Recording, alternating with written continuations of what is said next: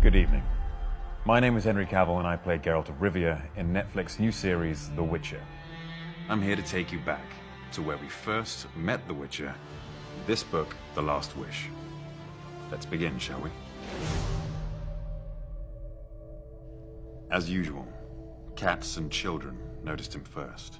A striped tomcat sleeping on a sun-warmed stack of wood shuddered, raised his round head, pulled back his ears, hissed, and bolted off into the nettles. 3-year-old Dragomir, Fisherman Trigla's son, who was sitting on the hut's threshold, doing his best to make dirtier an already dirty shirt, started to scream as he fixed his tearful eyes on the passing rider. The Witcher rode slowly, without trying to overtake the hay cart obstructing the road. A laden donkey trotted behind him, stretching its neck and constantly pulling the cord tied to the Witcher's pommel tight. In addition to the usual bags, the long-eared animal was lugging a large shape, wrapped in a saddlecloth on its back. The gray-white flanks of the ass were covered with black streaks of dried blood.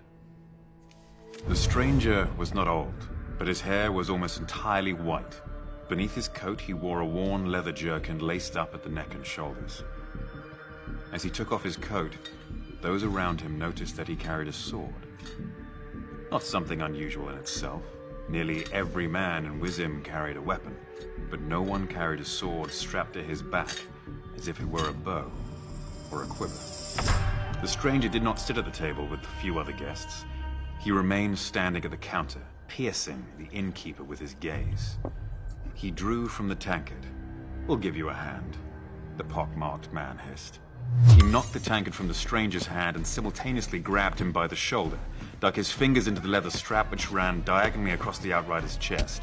One of the men behind him raised a fist to strike. The outsider curled up on the spot, throwing the pockmarked man off balance. The sword hissed in its sheath and glistened briefly in the dim light. The place seethed.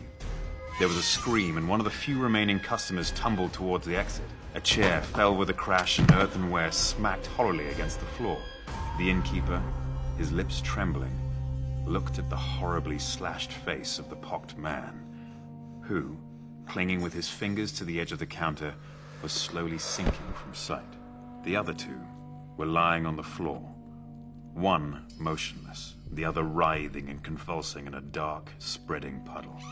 A woman's hysterical scream vibrated in the air, piercing the ears as the innkeeper shuddered, caught his breath, and vomited. The stranger retreated toward the wall, tense and alert. He held the sword in both hands, sweeping the blade through the air. No one moved.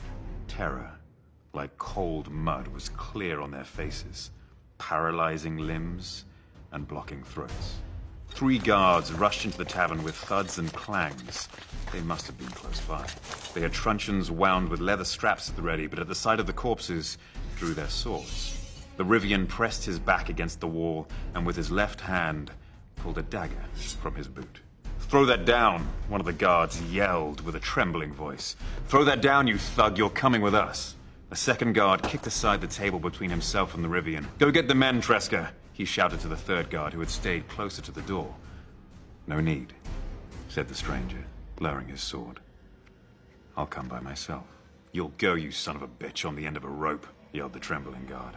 "Throw that sword down or I'll smash your head in."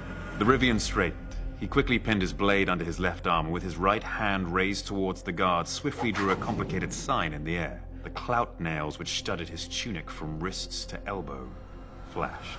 The guards drew back, shielding their faces with their arms. One of the customers sprang up while another darted to the door. The woman screamed again, wild and ear-splitting.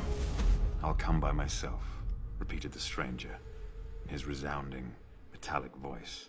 "And the 3 of you will go in front of me. Take me to the Castellan. I don't know the way." "Yes, sir," mumbled the guard, dropping his head. He made towards the exit, looking around tentatively. The other 2 guards followed him out backward, hastily. The stranger followed in their tracks, sheathing his sword and dagger.